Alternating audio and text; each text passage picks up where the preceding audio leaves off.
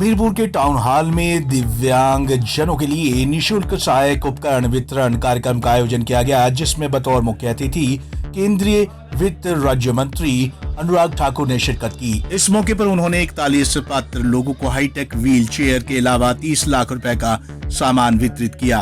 वहीं इस अवसर पर केंद्रीय राज्य वित्त मंत्री अनुराग ठाकुर ने कहा कि पीएम मोदी की सरकार ने सामाजिक अधिकारिता के बजट में 28% बढ़ोतरी की है, तो इसमें दिव्यांगजनों की सुविधा के लिए भी 30% वृद्धि की है। उन्होंने प्रसन्नता जाहिर करते हुए कहा कि दिव्यांगजनों को लाभ देने के लिए सर्वेक्षण कर लाभ दिया है, जिसके चलते ही आज 30 लाख रुपए के उपकरण बांटे गए।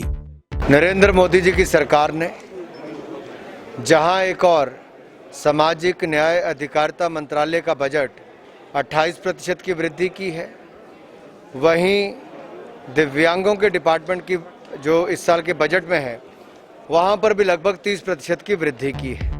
कोविड वैक्सीनेशन के दूसरे चरण के शुरू होने पर अनुराग ठाकुर ने कहा कि आज वैक्सीन में देश ने अच्छा काम किया है और भारत के बाहर भी दवाइयां विदेशों में भेजी जा रही हैं। कांग्रेस पर निशाना साधते हुए अनुराग ठाकुर ने कहा कि कांग्रेस के पास आरोप लगाने के लिए कोई मुद्दा नहीं है। अगर कांग्रेस की सरकार होती तो विदेशों से कोविड मंगवाते और सबसे पहले गांधी परिवार को ये वैक्सीन लगाई जाती, लेकिन मोदी ने पूरे देश का एक समान ख्याल रखा है।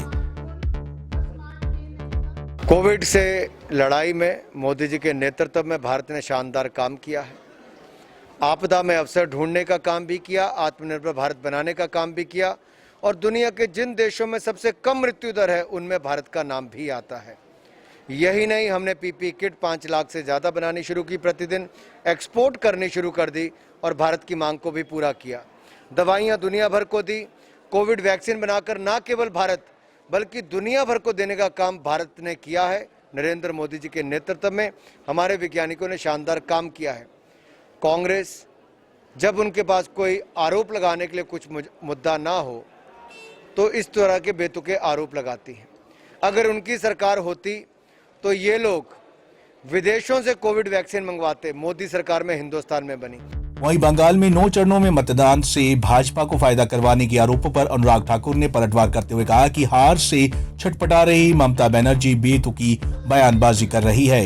उन्होंने कहा कि एक के बाद एक नेता कांग्रेस को छोड़कर भाजपा में शामिल हो रहा है, जिससे ममता बौखला गई है। उन्होंने दावा किया कि बंगाल के लोग ममता से मुक्ति चाहते हैं और बंगाल में जल्द ही कमल खिलेगा। देखिए, जब हार दिखती हो तो इस तरह के बयान आने स्वाभाविक है।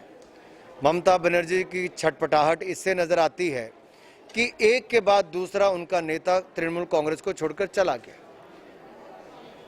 वहां दीदी भतीजे की सरकार और वहां पर भ्रष्टाचार, हत्या, हिंसा का दौर रुकने का नहीं आ रहा। यही कारण है कि वहां के लोग मुक्ति चाहते ममता बनर्जी की सरकार से।